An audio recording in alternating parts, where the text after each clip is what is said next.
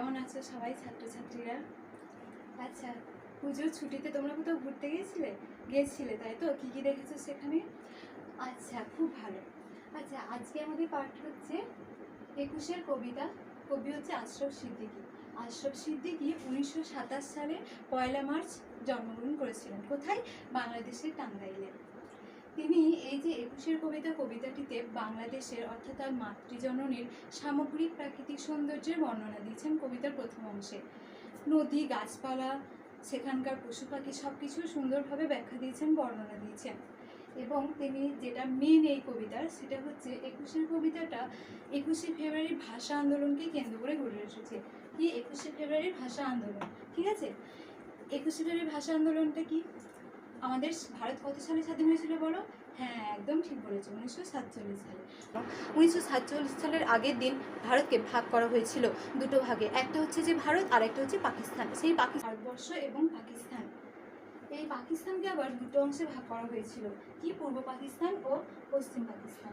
পশ্চিম পাকিস্তানের ভাষা কি ছিল? উর্দু। এবং পূর্ব পাকিস্তানের ভাষা ছিল বাংলা। তাহলে কি ভাষা ছিল পূর্ব পাকিস্তানের? বাংলা।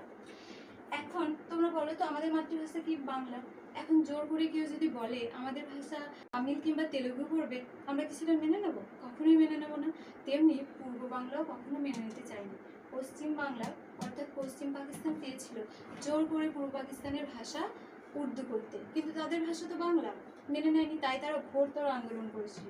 এই আন্দোলনটা হয়েছিল 1952 সালে। আন্দোলনটা প্রথম করেছিল ছাত্র সমাজ এবং বুদ্ধিজীবীরা। পরবর্তীকালে 1971 সালে এই আন্দোলনটা গণ আন্দোলনে পরিণত হয়।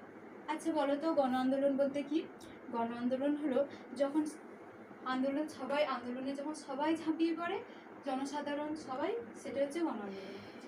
এই আন্দোলনের পর অবশেষে 1999 সালের 17 নভেম্বর ইউনেস্কো 21শে ফেব্রুয়ারি দিনটাকে আন্তর্জাতিক মাতৃভাষা দিবস হিসাবে মর্যাদা দেয়। ঠিক আছে, এই আন্দোলনে 5 জন শহীদ হয়েছিলেন বাংলাদেশে। তারা ছিল তরুণ। তাহলে দেখো, তাদের জীবনটা তো এখনো বাকি, তাও তারা এরকম মারা গেল। তাই কবি বলেছেন, তাই তো সহস্র পাখির পরতানে আজ দিগন্ত মুখর। এই যে 5 জন শহীদ, এর নাম কি ছিল? রফিক, সালাম, বরকত, রহমান, জাফর। এবার আমি তোমাদেরকে বলি, শোনো। কবিতার মধ্যেখানে একদম শুরুতে আছে, কি আছে বলো? হ্যাঁ, তুমি কি জানো? জানো না? ঠিক আছে, আমি বলে দিচ্ছি। কবিতার প্রথমে কবি শৈশব জীবনকে স্মরণ করেছেন, এবং শৈশব জীবনকে স্মরণ করে তিনি বলেছেন, পাখি সব করে রব রাতি পোহাইল, কাননে কুসুম কলি সকলেই ফুটিল। এই কথার অর্থে কি? রাতি কথার অর্থে কি বলো? হ্যাঁ, একদম ঠিক বলেছে। অর্থাৎ রাত শেষে সকাল হলো এবং পাখির কলরব শোনা যাচ্ছে, এবং বাগানে, কাননে অর্থাৎ কি? বাগানে কুসুম ফুটে বিভিন্ন ফুলের ফুল হয়েছে, ফুলের কুড়ি ফুটে বিভিন্ন ফুলের ফুল হয়েছে। এবং এরপরের লাইনটাই কবি শৈশব জীবনকে স্মরণ করেছে। আচ্ছা, তোমরা তো শৈশবকালে অনেক ছড়া পড়েছো, এমন এমন ছড়া পড়েছো যেগুলো সারা জীবন মনে থাকে। তেমন দুটো ছড়া এখন আমার মনে পড়ছে। যেমন, আকাশ ঘিরে মেঘ করেছে, সূর্য গেল পাটে, কুকু গেল জল আনতে পদ্মদিঘির ঘাটে।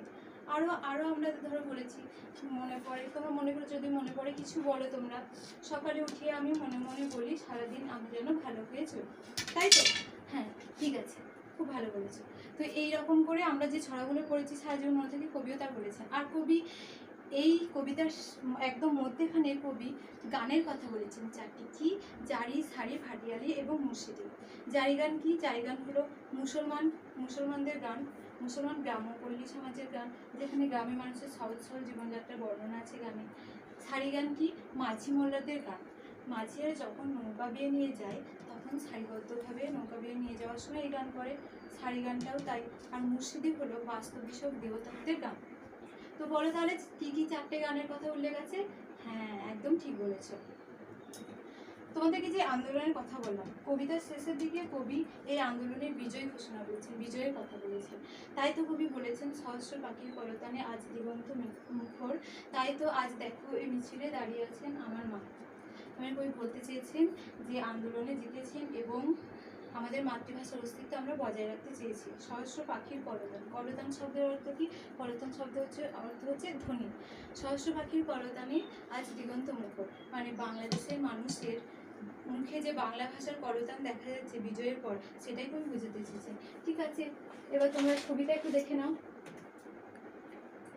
এই যে আমি এখানে একটু প্রাকৃতিক সৌন্দর্যের বর্ণনা দেওয়ার জন্য তোমাদের কাছে তুলে ধরার জন্য ছবিটা এঁকেছি। দেখো ভালো লাগছে ছবিটা? আচ্ছা ঠিক আছে, বেশ বন্ধ করো।